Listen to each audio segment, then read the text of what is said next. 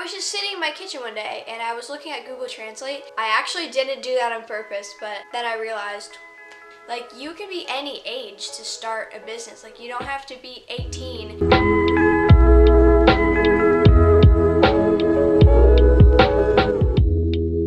Hey guys, welcome back to my channel. So in today's video, I'm going to be going over how I started my cosmetic business at age 13. No, pretty crazy. I was 13 when I started my cosmetic business. So I'm just going to be going over like how I got started, when I got started, the idea, and basically how I made Nourrir Cosmetics. And if you guys don't know, Nourrir is basically, it's French for nourish. Make sure you subscribe, give this video a like, and turn on the notifications so you get notified whenever I post a new video. Sorry if the lighting makes my eyes look weird, you know, my eyes are red all the time because, I don't know, my eyes are just red all the time. So yeah, enjoy and let's get into the video. Alright, so I'm using a paper towel to hold up my camera. Let me grab, I made a pumpkin spice latte and I have to go to bed in like an hour. Alright, let's get into the video. Alright, so I have a cosmetic business called Nourrir Cosmetics that I started on April 20th, 2020/20. I actually didn't do that on purpose, but then I realized. Anyway, so I've had this business for about 6 months-ish. It's currently November 11th. But basically how I got the idea for the business. This is when I had my cookie business, which I still have. If you guys saw my last video, I showed you guys how I run that. But I was just sitting in my kitchen one day and I was looking at Google Translate, like translating all these like, not foreign words, but like words in different languages. I saw nourish, so I translated nourish in French and it came out as Nourrir and I was like, I kind of like that. So basically, that's how I got the idea. Just messing around with Google Translate, and that's how I got the name, my brand. So basically, I got started in, the idea I got in like, I'm pretty sure I got the idea to start the business in January. So I basically worked on the idea and the research for about 3 or 4 months before I actually got started. So I didn't know the launch date when I first got the ideas. Like when I first started getting the ideas for my business, I didn't know the launch date. I didn't know like what products I'd be making. I didn't really know anything about cosmetics. I obviously knew stuff about owning a business because I've had a business before I started this one. But I really didn't start looking into cosmetic businesses until February. So February was when I really started researching on what products I was going to make, the idea for the brand, the goal for the brand, like the whole reason behind it, and like the products that I was going to be making, and like the colors, name, the slogan, the logo, everything. I started that all in February. So it's really important that if you want to start a business, that pretty obvious, you have to do research about it and you have to know what you're doing, you have to know what you're making, you have to know like what you're getting yourself into, and you have to like know that you're gonna have to be consistent and you're gonna have to be like hardworking to get to where you want your business to go. So that was really all I researched. All I did was I Googled and I searched on YouTube like how to start a business, how I started my business, cosmetic businesses. Basically, if you are interested in starting a cosmetic business,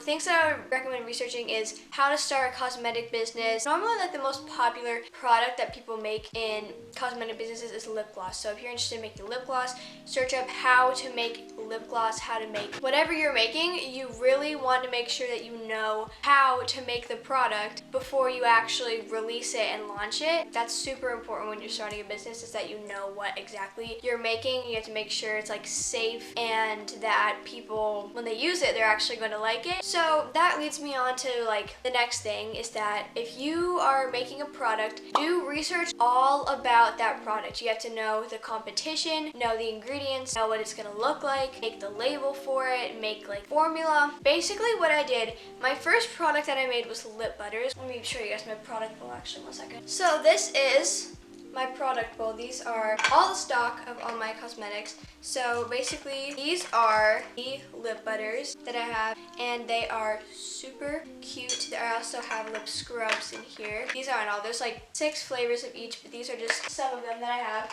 So yeah, the first product that I made was lip butters, and before I released it, I made sure that I knew what like was in it, what was safe to put in it. And when you are like researching for a product, look at the competition for what you're selling. That is so important because you want to know what your up against, and you want to know like what other people are doing, what's working, what is selling. You have to look at other people's products and like look at that and be like, what stands out the most to you? Like, is it the ingredients? Is it the name? Is it the packaging of the product? Like, really, you really want to look into the product that you're doing and make sure that you actually know what you're making and what you're selling. When I started first making my lip butters is I researched how to make lip butters on YouTube, and I watched a ton of videos on like how to make them, what ingredients work the best, what ingredients were the best. I think I made 8 or 9 different test formulas before I like made the exact formula. So how I made my formulas was I took all my ingredients, and I think I have like 12 or 14 ingredients in each of my products. So what I did was I took all the ingredients, I made percentages for each one. I took a really small, I made sure that I only made the formula into like 1 tablespoon, and I just took the percentages of each one and tested them out, and I had like little containers that I labeled, and I tested them out to see which one's the best until I made the formula that I have right now. All you want to do is you want to make sure if you're launching a product that you know exactly how to make it and know your competition and what ingredients to put in it and stuff like that. This is basically the next thing I did was the brand name and design. And obviously I told you guys how I made the name. And for the design, I knew I wanted the design to be like pink. I like the color pink. It's everywhere in my room. It's like a really popular color within like cosmetic brands. So I mean, I feel like I did pick a color that was really popular, but it was just a color that like fits the most. So basically like my Instagram, I'll put it right here, is, by the way, if you haven't already, make sure you go follow my cosmetic Instagram page.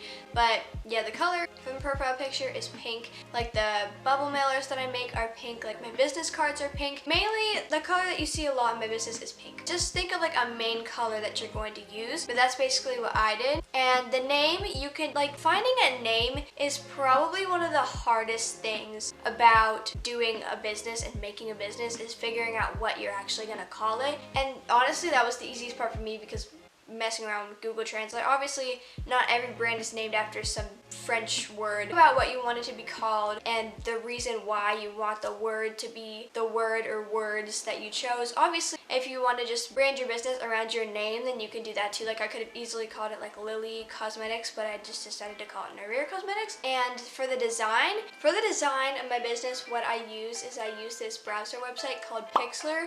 Pixlr is basically like a free photo editing website, and I've been using it for my YouTube thumbnails for the past 3 years. I'm pretty sure I've been using it. I've been using Pixlr for so long. Really anything that I make pictures with, I literally love Pixlr so much. It's really easy to use. So that's how I made the design. I really just played around with a bunch of designs and fonts too. I feel like that's another really important thing, is that you want to find a good font to use for your business. And I think I use if I find out what it's called, I'll put it right here, but I think it's called like font something. So I was just looking at a bunch of fonts on there until I found the main 2 fonts that I wanted to use. I don't know how well you can see this. Fonts are also really important. You don't want to be making like a bunch of different fonts on your profile picture or your products.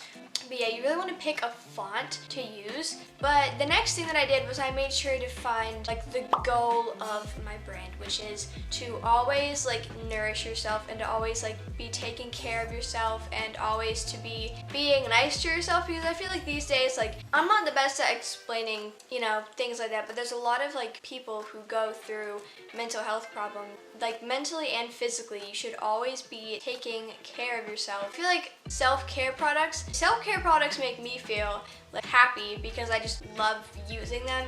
Like these are just like my favorite. Like I look at these and all the colors, you know, look at all these colors we got. The entire rainbow is in this bowl right here. So yeah, that's another thing you really want to do, is you want to make a goal for your brand and a message in like your slogan. My slogan is Nourish Always, basically goes along with what I just said. The last thing is my age. So I started off this business when I was 13 years old, which is pretty young. I'm still a pretty young person, I'm only 14. But I started this business when I was 13 years old.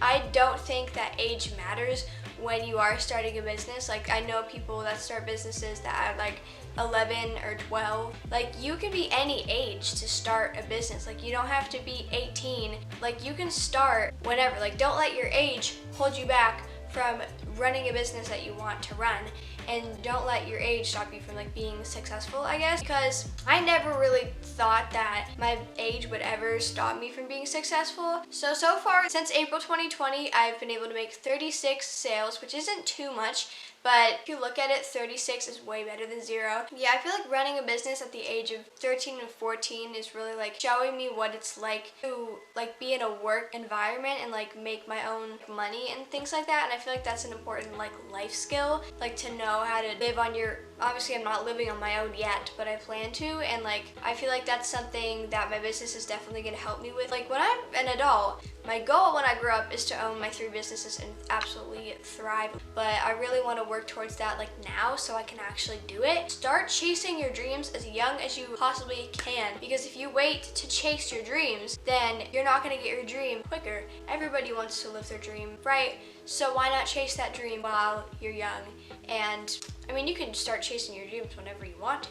Yeah, I feel like that's all I really need to cover, and that is basically going to be the end of this video. But yeah, I hope you guys enjoyed this video. If you did, make sure you give it a like, subscribe, turn on notifications so you get notified whenever I upload a new video.